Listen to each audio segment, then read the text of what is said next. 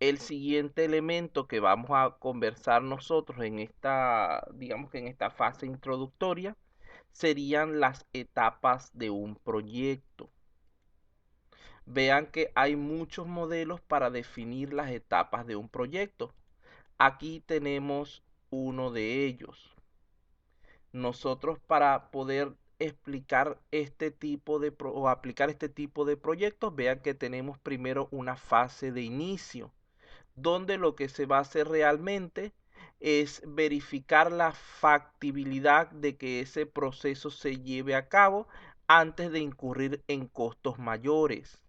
Una vez que se ha determinado que el proyecto realmente es viable, entramos en una fase de planificación en la cual vamos a definir los objetivos, establecemos cuáles son nuestros requerimientos, nuestro alcance, etcétera. Es decir, definimos qué es lo que vamos a hacer y quién va a ser el responsable de ello dentro de cierto tiempo. Esto incluye el presupuesto, etcétera. Luego de aquí pasamos a una tercera fase, que es la de ejecución. Esta fase en sí es cuando vamos a hacer las actividades planificadas para el proyecto mediante su ejecución por las personas designadas para ello. Luego de aquí, esta es una fase número 4 que debería ir en paralelo con la número 3, que es la de seguimiento y control, ya que debemos verificar, debemos validar constantemente el avance del proyecto a fin de identificar cualquier desviación que se produzca y aplicar los correctivos necesarios. Seguidamente tendríamos la quinta fase, el quinto proceso, que sería el de cierre.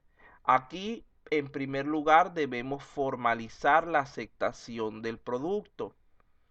Y una vez que se realice esto, debemos dedicarnos a lo que es un proceso, podríamos llamarlo de tipo administrativo, que va a permitir cerrar todos los compromisos que se hayan adquirido.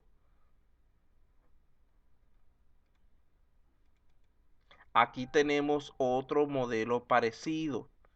Nuevamente, en la parte inicial, hacemos lo que es nuestro proceso de detección de las características, de verificar lo que es la factibilidad del proyecto. Luego de allí, en este segundo modelo, identificamos los requerimientos. Preparamos, esto quiere decir planificamos lo que se va a hacer realmente. Luego de allí, esto sería un proceso de validación donde se firman los contratos, donde el cliente acepta el alcance del proyecto y establecemos a ciencia cierta lo que se va a hacer. Seguidamente es que entramos en la parte de ejecución y seguimiento. Sería la misma que se explicó anteriormente.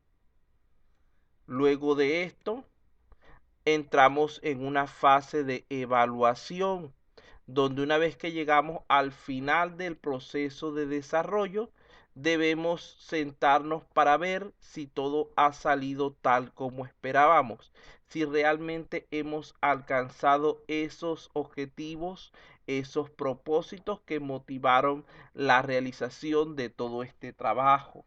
Una vez que hemos verificado eso, damos por terminado el proyecto. Vean que es un enfoque diferente, pero al fin de cabo nos lleva a la misma situación, que es la de tener que ir realizando las cosas de manera estratégica, de manera planificada.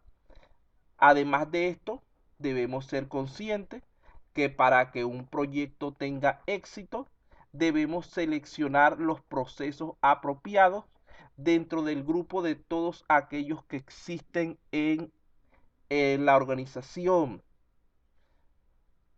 para poder determinar los que sean necesarios para cumplir con los propósitos y objetivos del proyecto. Una organización por lo general tiene muchos procesos diferentes, pero no todos ellos van a estar vinculados con lo que queremos hacer. Por lo tanto, ese sería nuestro primer filtro. Luego de allí debemos definir un enfoque para poder adaptar las especificaciones del producto y generar los planes de tal forma que se puedan cumplir con los requisitos tanto del proyecto como del producto. Vean que cuando hablamos de los requisitos del proyecto, estamos hablando de esa parte metodológica. Y cuando hablamos de los requisitos del producto, estamos hablando del componente técnico del resultado final. La idea de esto es cumplir con los requisitos para satisfacer las necesidades del cliente, equilibrando las demandas concurrentes que pueden haber en cuanto al alcance, al tiempo, los costos, la calidad, etcétera. Recuerden que en una empresa hay muchas personas, muchos departamentos laborando y por lo tanto puede ser posible que el requerimiento de un departamento termine afectando a otro. Eso también hay que tomarlo en cuenta a la hora de generar el proyecto final, a la hora de ir planificando. Aquí tenemos una simplificación de lo que es el ciclo de vida de un proyecto. Lo primero que hacemos es planificar lo que vamos a hacer. Es decir, definir las características que debemos cumplir y de qué manera vamos a hacerlo. Después de esto, ejecutamos. Es decir, llevamos a cabo aquello que hemos planificado. Luego de eso, revisamos, es decir, el proceso de supervisión y control que nos va a permitir detectar cualquier desviación que se haya presentado. Si se presentan alguna desviación, actualizamos y corregimos la planificación, lo que estamos haciendo, para luego repetir este ciclo. Es muy similar a lo que es el modelo de Deming. Uy, se me olvidó borrar. Aquí tenemos entonces algunos de los principales procesos que se encuentran definidos dentro de lo que es la gestión de la integración de un proyecto. En primer lugar, debemos desarrollar lo que es el acta de constitución del proyecto. ¿Por qué? Porque este es un documento cuyo objetivo primordial es autorizar de manera formal la ejecución del proyecto, documentando, registrando los requerimientos iniciales, las necesidades, las expectativas de los interesados. Es decir, definiendo qué es lo que realmente vamos a hacer.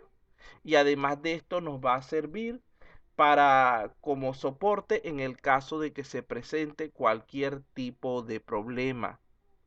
En segundo lugar, tendríamos el desarrollar el plan para la dirección del proyecto. Este es un proceso que define, prepara, integra y coordina todos los recursos, todos los planes, perdón, todos los planes parciales, vamos a decirlo así, del proyecto en base a los recursos de los cuales se dispone y las características establecidas, los criterios establecidos, tales como tiempo, alcance, costo, calidad, etcétera. El plan de gestión del proyecto debería tener siempre la respuesta sobre cómo vamos a ejecutar, monitorear y cerrar el proyecto. La característica de elaboración progresiva o gradual de la que estábamos hablando al principio se ve reflejada claramente en este documento, puesto que debe ir siendo actualizado ante cualquier cambio que sea aprobado durante su ejecución. Esto quiere decir que esto va evolucionando con el tiempo. Luego de esto tendríamos, vamos a poner aquí número 1, 2, 3. Luego de esto, lo siguiente sería dirigir y gestionar la ejecución del proyecto. Este es un proceso que busca garantizar que se lleve a cabo lo establecido en el plan del proyecto, de tal manera que se puedan alcanzar los objetivos que se están persiguiendo. Los entregables son producidos y la información acerca del estado del trabajo se va recolectando para ser entregada a lo que son los interesados. Este proceso también realiza lo que es la implementación de cambios aprobados, manifestados como acciones correctivas, preventivas y la reparación de defectos.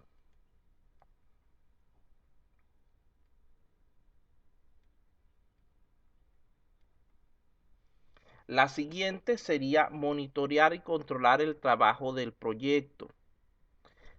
Este es un proceso que está a cargo de lo que es, esto ya lo pasé hace rato ya,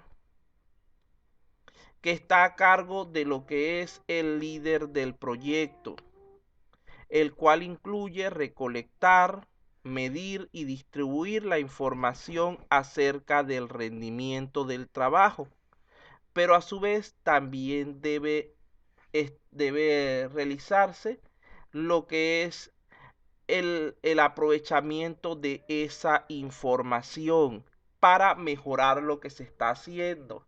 Esta debería ser una actividad constante dentro de lo que es el desarrollo de software. El ir determinando acciones correctivas y preventivas que nos lleven a replanificar algún aspecto de tal manera que se solucione o se mejore lo que estamos haciendo, evitando que se vayan acumulando problemas durante el ciclo de vida del proyecto.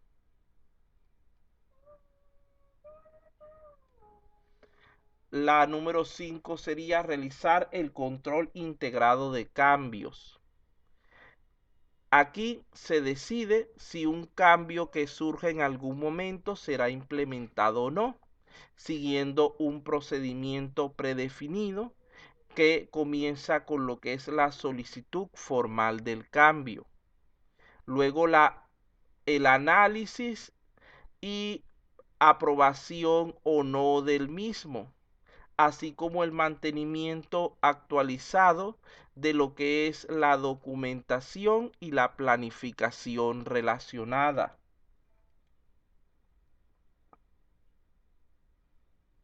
Los cambios, recuerden que los cambios dentro de un proyecto son inevitables y pueden ser solicitados por cualquiera de los participantes en cualquier momento. La factibilidad de su implementación es lo que debemos tomar en consideración en base a lo que es el impacto que tendrá dicho cambio en lo que es las diferentes restricciones de nuestro proyecto en cuanto a alcance, tiempo, costo y calidad. Entonces, una vez que estudiamos a ver si esos cambios en realidad son factibles, es que los vamos a implementar. No se pueden implementar cambios a la ligera porque podrían terminar en un caos para el sistema. Cuando hablamos de lo que es el cierre del proyecto, este consiste en asegurar y formalizar la finalización del proyecto, a tal punto de que primeramente debemos verificar que se hayan cerrado todas sus fases, de tal manera que se pueda garantizar que el proyecto se encuentra cumpliendo con los objetivos establecidos. Cualquiera sea la razón por la que un proyecto termine, debería pasar por un proceso de cierre formal siempre. El cierre del proyecto es entonces el momento donde se aplican los procedimientos, en primer lugar, de llevar ese sistema, ese software, a lo que es el área de producción, donde realmente va a ser aprovechado para los propósitos por los cuales fue creado, así como de recolectar y organizar la información que fue generada durante el desarrollo del proyecto, eh, generando lo que son las lecciones aprendidas que nos sirvan para futuros proyectos que vayamos a realizar.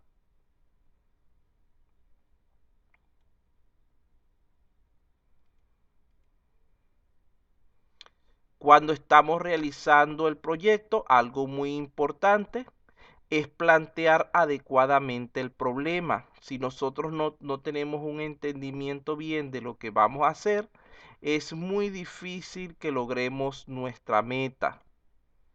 Entonces, ¿cómo es el planteamiento del problema? El planteamiento del problema consiste en describir de manera suficiente la situación objeto de estudio, ubicándola dentro de un contexto que permita comprender sus características y relaciones. Entonces, cuando estamos hablando del planteamiento de un problema, debemos pensar qué debo colocar, cómo vamos a empezar, cuál es su extensión, qué es un problema, que esto lo hablamos al principio.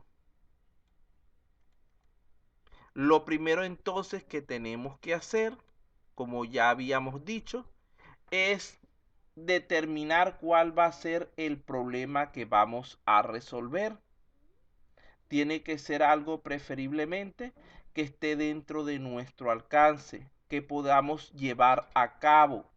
No nos podemos nosotros decantar simplemente porque algo nos guste o porque algo nos parezca interesante. Debemos verificar que esté dentro de nuestras posibilidades realmente el alcanzar esa meta. Aquí tenemos un pequeño ejemplo. Fíjense que aquí está, se está planteando un ejemplo donde dice: calidad de la formación profesional de los estudiantes. Ya él tiene una idea de cuál es el problema que él quiere resolver, porque él considera que esos niveles de calidad no son los adecuados. Pero aquí se plantean varios errores que ya tiene ese pequeño enunciado. En primer lugar, no es preciso para nada. Él no delimita lo que quiere hacer. No dice a qué estudiante se refiere, de dónde, en qué momento, en cuanto a qué características. Y esto hace que ese estudio no sea adecuado porque es demasiado amplio.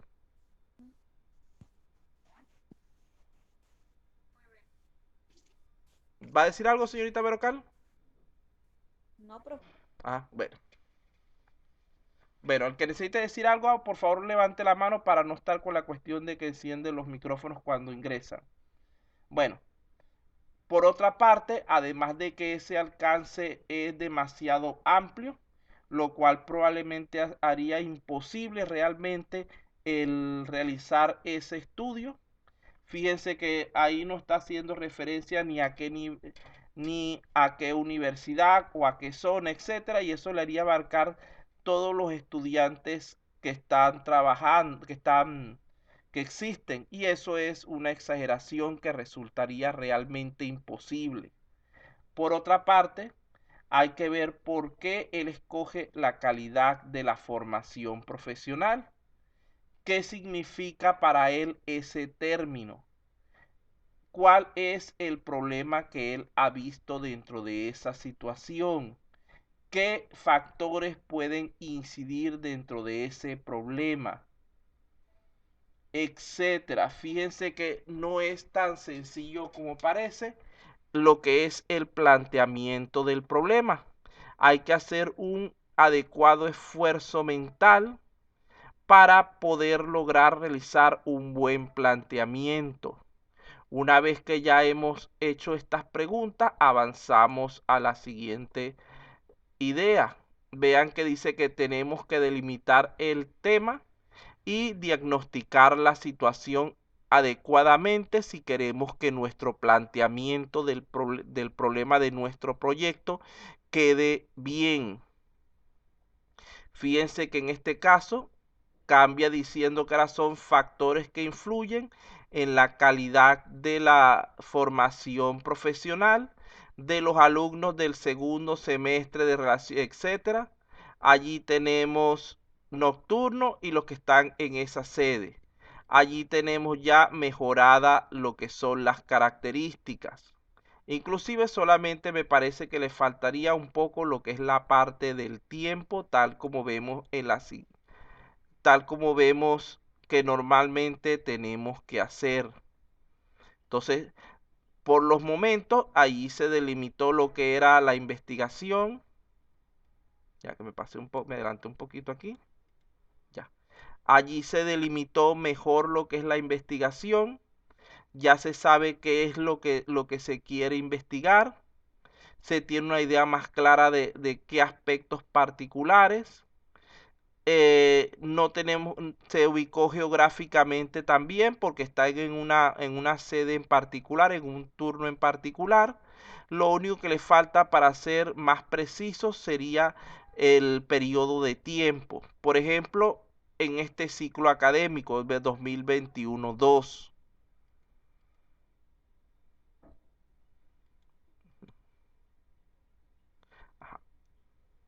Una vez que hemos salido de lo que es esta parte del planteamiento de los problemas, entraríamos en lo que es el ciclo de vida del software como tal. En primer lugar, debemos estar conscientes de que el ciclo de vida de desarrollo de software no es más que el conjunto de fases por las que pasa el sistema que se está desarrollando, desde el momento en que nace la idea inicial hasta que el sistema es retirado, es decir, hasta que muere. Este ciclo de vida también es denominado en ciertos casos como paradigma. ¿Cuáles son sus funciones entonces? Aquí tenemos sus principales funciones. En primer lugar, busca determinar el flujo del proceso, es decir, el orden de las fases que se van a llevar a cabo. En segundo lugar, busca establecer los criterios de transición para pasar de una fase a la siguiente, es decir, qué requerimientos debemos cumplir, qué entregables deben haber sido construidos. En tercer lugar, busca establecer las entradas, tanto aquellas provenientes de fases previas como las que deberían ser suministradas por el usuario, y las salidas esperadas de cada fase. Pretende también describir los estados por los que pasa el producto. Allí podríamos usar inclusive lo que sería el método Kanban, el modelo Kanban, donde vean que él cuenta por lo menos con 3 estados básicos: pendiente, en progreso y terminado, lo cual va a permitir de manera gráfica hacer lo que es el seguimiento del avance de las actividades del proyecto mucho más fácilmente. También podríamos usar una EDT, una estructura de desglose del trabajo, para dicho fin. O podríamos usar también lo que es un diagrama de Gantt.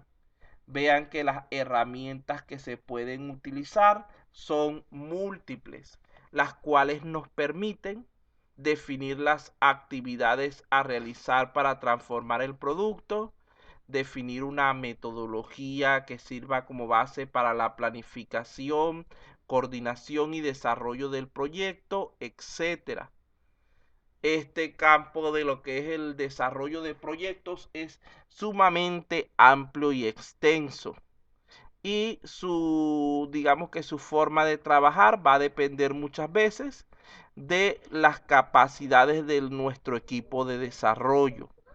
De allí que, como ya sabemos, el ciclo de vida de desarrollo de software para un proyecto está conformado por fases sucesivas, las cuales a su vez están compuestas por actividades y tareas planificables. Según el modelo que nosotros hayamos seleccionado, la sucesión de estas fases podría haberse ampliado utilizando bucles de retroalimentación. De todas maneras, ya vamos a hablar de esos flujos. De manera que lo que conceptualmente se considera como una única etapa podría ejecutarse de manera repetitiva a lo largo del proyecto, recibiendo en cada interacción aportes de los resultados intermedios que se vayan produciendo. Aquí podríamos ver un ejemplo de cómo se iría organizando el trabajo en cuanto a un proyecto, recordando que la mejor forma de enfrentar los grandes retos es dividiéndolo en componentes más simples y pequeños. Vean que un proyecto, que generalmente es algo sumamente grande, podemos separarlo en diversas fases. Cada una de estas fases, a su vez, pueden estar compuestas por varias etapas. Luego de allí, cada etapa sería un conjunto de actividades. Cada actividad estaría formada por diversas tareas y cada tarea implicaría la ejecución de diversas acciones, que sería el elemento planificable más simple que podemos establecer.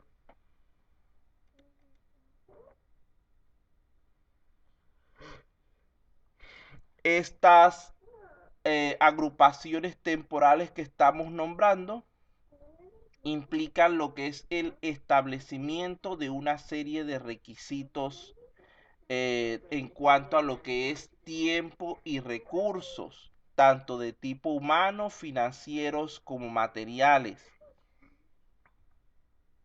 a fin de cumplir con lo que estamos nosotros planificando.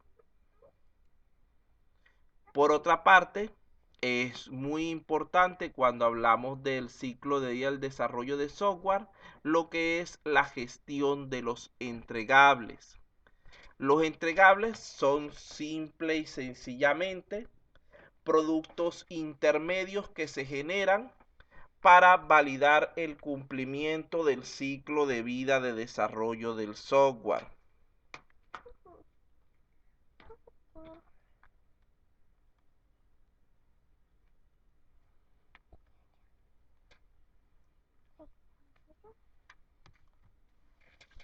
Vean que aquí tenemos un pequeño diagrama que nos muestra el ciclo en cuanto a la gestión de los entregables.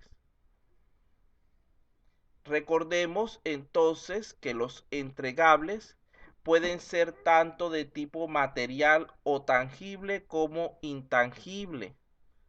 Los entregables van a permitirnos evaluar la marcha del proyecto mediante la comprobación de su adecuación o no a los requisitos establecidos, especialmente los relacionados con la calidad.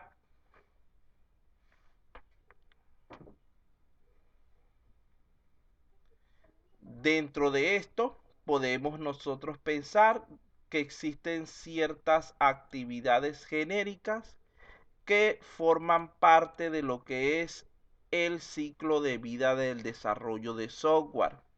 En primer lugar, tendríamos la especificación, que consiste en determinar lo que el sistema debería hacer y sus restricciones en cuanto a limitaciones durante el proceso de desarrollo. Es decir, qué es lo que podemos hacer y qué es lo que no debemos hacer. En segundo lugar, tenemos el desarrollo, que sería la producción o construcción en sí del sistema planteado. En tercer lugar, tenemos la validación, que sería la comprobación de que el sistema es realmente lo que el cliente requiere, lo que el cliente necesita. Y esto se realiza a través de diversos tipos de prueba. Tenemos también lo que es la evolución, la cual consiste en modificar parcial o completamente el sistema en respuesta a el surgimiento de algún cambio en lo que es el negocio y sus procesos. De allí podemos ver que el ciclo de vida del desarrollo de software pasa por etapas similares al ser humano. Recordemos que la ingeniería de software establece diversos paradigmas que definen las distintas etapas y estados por los que pasará el producto de software desde su concepción inicial, pasando por su desarrollo, su puesta en marcha y su posterior mantenimiento, hasta lo que es la retirada del mismo del servicio, llevando a cabo un proceso muy similar al que corresponde al ser humano. Esto no es de extrañar porque recuerden que las aplicaciones son desarrolladas por personas y generalmente parte de nuestra pensar, de nuestras características, van a ser reflejadas en ellas. Entonces, podemos decir que los modelos de ciclo de vida del software describen las fases del mismo y el orden en la cual serán ejecutadas dichas fases. Cada uno puede tener diferentes características, diferentes formas de plantear ese proceso. De allí que el modelo de ciclo de vida de software es considerado como una vista organizada de las actividades que ocurren durante el proceso de desarrollo de software, la cual intenta determinar con claridad y precisión el orden de las etapas y procesos involucrados, así como los criterios de transición asociados al cumplimiento de cada una de esas etapas.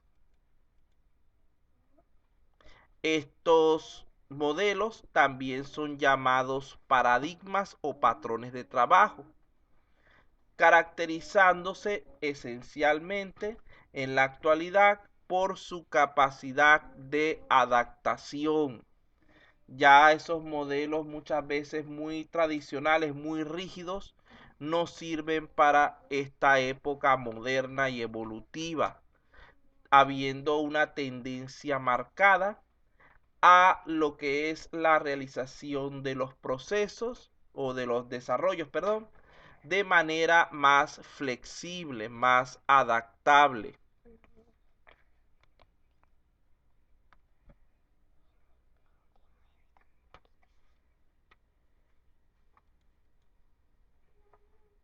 Aquí tenemos algunas características generales de este tipo de modelos. En primer lugar, van a describir las principales fases del proceso de desarrollo de software.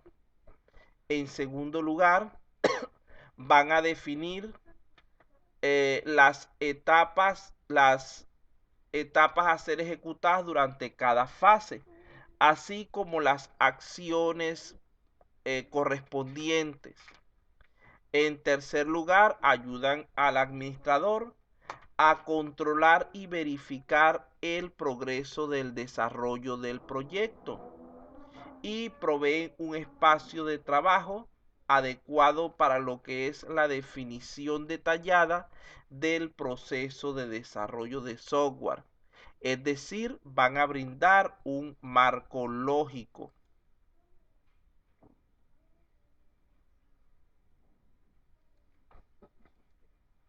donde el ciclo de vida de desarrollo de software tiene 4 características fundamentales.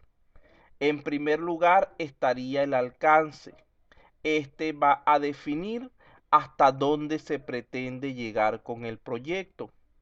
Un proyecto puede limitarse a un simple estudio de viabilidad del desarrollo de un producto. También puede abarcar su desarrollo completo o en el extremo toda la historia completa del producto desde que nació la idea, pasando por su desarrollo, fabricación, modificaciones, hasta la retirada del mismo del mercado. Es decir, ese alcance, esa característica de alcance, ese límite va a depender de cada proyecto en sí. Por otra parte, también debe incluir las características, es decir, los contenidos que las fases van a realizar. Esto puede depender del propio tema al que se refiere el proyecto o de lo que es el grupo de desarrollo. Finalmente, debe definirse correctamente la estructura y el orden, es decir, la sucesión de las etapas, así como establecer si existirá retroalimentación entre ellas, si tenemos la libertad para repetirlas o iterar, etcétera. Bueno, con esto, muchachos, terminamos con lo que es la primera parte. ¿Tienen alguna pregunta, alguna duda al respecto? ¿Están despiertos? Sí, profe. No, ninguna, profesor, todo bien. Vean que estoy tratando de ser lo más claro, lo más sencillo, porque recuerden que esto es un repaso de cosas que ya ustedes vieron. Entonces vamos a continuar con la segunda parte.